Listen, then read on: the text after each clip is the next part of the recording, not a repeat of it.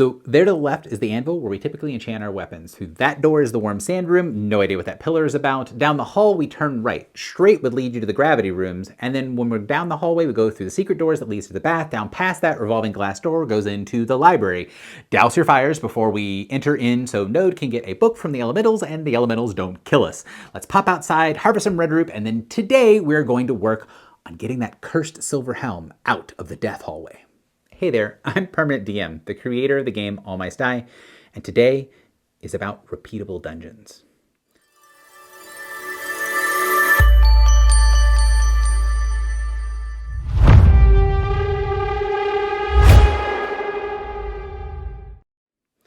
While dungeons have been a large part of the game for 50 years, they've also been dramatically different things to different groups depending on the needs of the game master and the style of the game. Unless a game is about the dungeon, your standard 5-man band is going to treat the dungeon not really any different from another adventure locale in any story or movie. There may be a rare repeat, but generally speaking, you're going to have your fights in new and interesting places, as long as the budget allows. It isn't hard to imagine why this style of play comes up. There are so many cool things to do in the world, why not see what's over the distant horizon? We could go back into the dungeon, but we found out that the Necromancer's plot is far more wide-reaching than we had first believed. Wouldn't it be better to journey off into the next town, the region, or plane of existence? I hear the grass is especially green in the Feywild. But the dungeon as its own ecosystem can be just as compelling today as it was 50 years ago. And in fact, it offers unique experiences for the players and some useful tools for the game master. But in order to slowly unravel the complexities of a puzzle that constantly spits out monsters in your face trying to eat you, you need to spend a lot of time in there. And you want your players to spend a lot of time there. You're going to build a dungeon with that concept in mind. Typically, I'd explain the concepts first, and then swap to using specific examples from my game to go into more detail. But for today's video, I think it's better if I flip the script. In my recent All Mice Die playtest, there were 5 dungeons designed as repeatable dungeons, each with densely packed encounters that could add to and alter as the game developed. One of those was this. This is the Thorned Archway. That picture is a screenshot from the group after about 5 sessions of exploration. Later, when I'm talking about everything that fits into a single one of these rooms, just remember that a key part of putting these types of puzzles into a dungeon is that you're not stopping progress through the dungeon, and not everything has to be that crazy detail. Plenty of spaces in the dungeon can be accessed, and there are always lots of paths forward that don't rely on the players solving any of the deeper mysteries. But when they do figure out something that's just been laying there waiting for them to unlock it, it'll fuel their imaginations for what must be lurking behind all those little details in the other rooms. I'm picking a really complex example so I can use it to break down all of the concepts that you can layer into a particular element.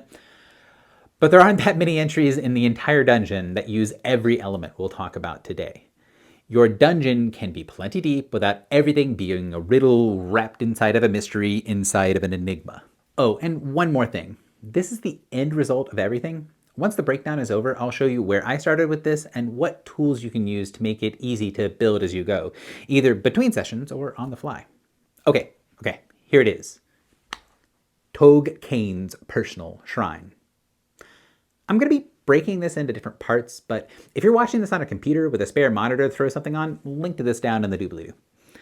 For those of you following along, the underlined things, those are linked to other entries, and it's just the way that I sort stuff. The first thing you will see here is the factions who are likely to have a stake in this entry. A good dungeon has several factions that will make the place feel like a living, breathing entity. Each of these 3 factions listed also want something different from this element, and players should be able to figure these things out when interacting with those groups to make their choices matter within the dungeon. Players who use this item as a resource are going to be hard sold on the idea of letting the reclaimers loot it and take it away. They might balk at sharing the use of the anvil with Bulgeldor, or have issues with the Canites about proper reverence of the artifact. But this is just a single line, and it gives you a ton of pieces to use for the players and something for them to reference as they explore the locale. Exploring this locale is going to involve building dungeon elements in layers so we can get things more increasingly interesting as they spend more time, effort, and apply more expertise to the element. In All Mice Die, skills are a big part of what a character brings to the table. This first entry says Occultism E17, which means a person who is an expert occultist, they'll know all this information if they just spend time and energy investigating it or asking questions. If they're only a trained occultist, they would need to make a check, a target number of 17. If they failed that check, they need to do something to let them see things from a new perspective before they can try again. It's not just a matter of time. Someone who is 2 ranks or lower below the listed value, like a skilled occultist or someone without any knowledge of the occult, can't find this information without a check. You rolled a 20 on your 7int character with no training, great, doesn't matter. You don't have the training to decipher this. You will have to rely on what you can figure out through experimentation. You can see history, diplomacy, and insight also have uses at the anvil, but there are other things that will apply as well. These give you a good enough mix of things that it's unlikely a single party, especially a low-level one, is going to be able to have them at the very start of a dungeon crawl. And you can get all of this information over repeated uses at the anvil. Even though there are these layers of things they can learn, there should also be ways the players can just explore and figure out stuff as they go along. Some of those things are just in the wheelhouse of the DM. You shouldn't try to enumerate every possible thing the players can do. That will lead to madness. But having a default way to engage with things gives you a quick and easy way to draw the party in, to get them trying stuff and exploring. While bringing a knowledgeable occultist will let your party better understand what's going on, just slapping a weapon onto it and tinking it with the hammer does something even without training. You might fail and deactivate it, but that gives you a piece of the puzzle. During the playtest, they were using the anvil regularly, long before they understood how it worked. Once they saw it got harder the more times they used it, they didn't press their luck until they brought a character with an excellent occultism skill and found out through action, rather through study, that the game would change on the 3rd enchantment. Which is the other side of the exploration puzzle. A good repeatable dungeon offers players plenty of chances to be surprised and learn new things, but also gives experienced delvers a chance to be the tour guide for this locale. The description from the intro of this video is Harland the Wizard, explaining to new characters what they are doing and sort of fast traveling through the dungeon to get to the part that they wanted to do in that particular delve. Letting the player turn on the tour guide mode as they go through the dungeon does a lot of things for you as a GM. First, it lets you a bit off the hook for descriptions. You only need to interrupt them when something is different, and that interruption dramatically signals a change which draws the player's attention in, far better than the GM either describing it twice. The pools that were dusty and dry last time are full of a viscous purple liquid now as you enter the room, or skipping the first description and hoping they notice that it's different from last time. Second, it tells you what the group thinks are the most important things to mention. The group had no intention of going anywhere near the gravity rooms, but making mention of it tells the GM that the players have their interests piqued. The third thing it does is it prompts new players to ask questions of the guide in a way that invites new perspective into the scenes. The players had been through the hot sand room half a dozen times before a new player asking questions spawned the idea that they used to unlock part of the secret of communing with the hidden elementals. Fourth, the tour guide will show off the progress the players have made. Your dungeon shouldn't reset every time, nor should it remain perfectly static and stagnant. The tour guide showing off the progress to get where they left off, and you showing and explaining how things are changed as the DM and as the players move along, help the players feel like they're getting somewhere, but also that the player is a living thing that responds to their presence. You can also enjoy both experiencing breakpoints and exploration, finding something new, and what it's like to explain the cool thing that you did for others. When the anvil has its 3rd success made on it and the hole opens up in the top of it, they won't know what to do initially, but they'll have ideas. It will be one of those unexplained things, but then they'll get the idea to try to stick things down into the hole, different objects and materials. Maybe they even find an ornate silver rod in the sarcophagus of the warlord Togue. Or maybe they melt it into silver into the hole. They fill it with silver coins like my group did in the playtest. It can be a mystery listed with 50 other mysteries, or it can be the goal of the entire session.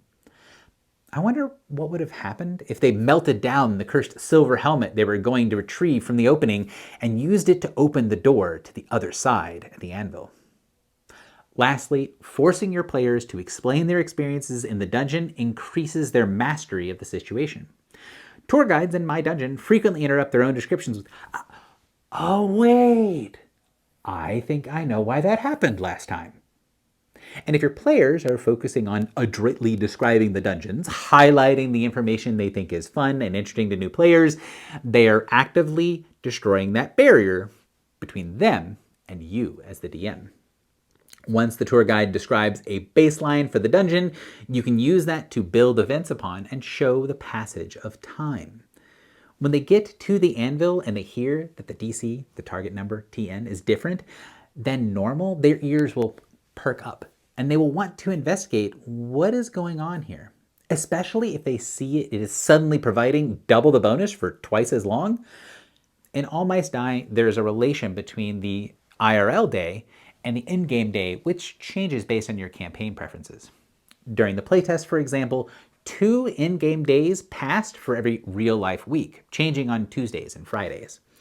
Which means when they learned something about a specific timing of an event in the game, they could plan their adventures out of game around that timing. Whether that was to take advantage of a powerful magic anvil or to attend an underground black market for cursed items. In a standard 5-man band campaign, you don't really get that. Or if it's something that's in a book or a movie, you go to the arcane ritual site or the hinge of stones at the night of the blood moon or the planar alignment. Why else would we be here? So it's always a place brimming with power. That moment doesn't really feel especially interesting on its own. In a West Marches game where agency is king and exploration is the primary pillar, learning the elements of one powerful scene from the movie and choosing to combine those elements together in a different way makes it a choice that the players can own and build upon. Finding those places of power and then being able to use the fact that you know it's a full moon next Saturday night lights a fire under the players to get the games going. While linking your dungeons to factions and events that take place outside of the dungeon or change based on outside events is great, it is also important to remember that the dungeon is a creature. More links about that in the doobly-doo down below, and you'll see something talking about spirits gather there. It's one of the entries on the dungeon table that we'll talk about here in this video too. The change in spirits gather is felt more powerfully because the player's actions trigger the rolls and then they roll on the table. But it's also because they know the baseline well enough to be able to figure out where the changes might happen as they learn more and more about the dungeon. When their actions cause the spirit world to roil, they can think about things and go, I bet this is going to have something to do with the anvil. Let's go check it out. During the playtest, the group triggered this event, and one of their 4 members was sent to the other side. Cut off from the rest of the group, he fled as fast as his paws would carry him from the far side of the dungeon all the way through to get to the anvil, hoping that something would be there to let them return to the land of the living before the spirits found and ate them. Keith made it back and would later become the iconic sorcerer. Here he is, right here. Isn't that cool? But it was his familiarity with the dungeon that gave him the tools to act on his desire to return home. He wasn't stuck with no idea how to go forward. He was on familiar ground that had changed, and then he could pursue a path forward to deal with those changes. So you can tell by now I've used this thing a lot. It was early on in a dungeon that got a lot of paw traffic. But the entry for this is a full page, and there's so many elements, many of which are links to other things elsewhere in the dungeon. Building this and coming up with all the details feels intimidating. Hell, I imagine reading all the details and trying to keep it all in the brain box is bad enough. First, one of the big goals of the Kickstarter is to make this game presentable, to make stuff like this easier to run. If nobody has any points in history, for example, you should feel free to ignore the information you're explaining to an expert historian, and it should be easy to ignore on the page. Second, the goal here isn't to make a full list of every possible thing you could ever want. It's to create threads that lead elsewhere, to weave in things for you to use once the players latch onto them, and you can make those as you go. Here is the entry for the anvil when I launched the playtest. It's not as impressive, right? But nothing in this really conflicts with what gets added later. As people interact with it and fill more and more bits and bobs in, I can define the item in more ways. I get the power to actually telegraph things to the players, to give them quests to do and real rewards, but let the system handle the details that I don't want to or I can't fill in yet. Or if I'm having fun with it, I can go swimming around in the weeds and make one little blue box on the map a catalyst for adventure that will keep my players coming back to the same dungeon over and over and over again. Well, those basic elements that we're talking about, how do we get started? Well, you need to layer your dungeon dressing like an ogre and have elements that make solving every problem unlikely when the players first lay eyes on the room. Give the players a way to show progress, but also tools for you to shake up whatever's happening using the factions and randomized or timed events. Make treasures beyond their wildest dreams just inches away if they are clever, skilled, or lucky enough to solve the problem, but resist the urge to tell them how to get to the shiny. There's plenty of dungeon to explore. They don't have to solve this riddle.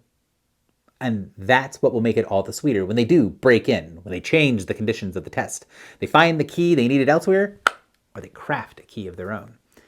If you like what I'm doing here, like, subscribe, hit the bell button down below, and consider supporting me on Patreon if you want access to more cool stuff. My West Marches game, All My Sty, is launching on Kickstarter soon. So if you want to hear more about that, there's a link in the description down below, and you can keep the conversation going by joining my Discord server. Because at the end of the day, West Marches, just like a repeatable dungeon, is all about the community, the area you return to again and again. Until next time, thanks for watching.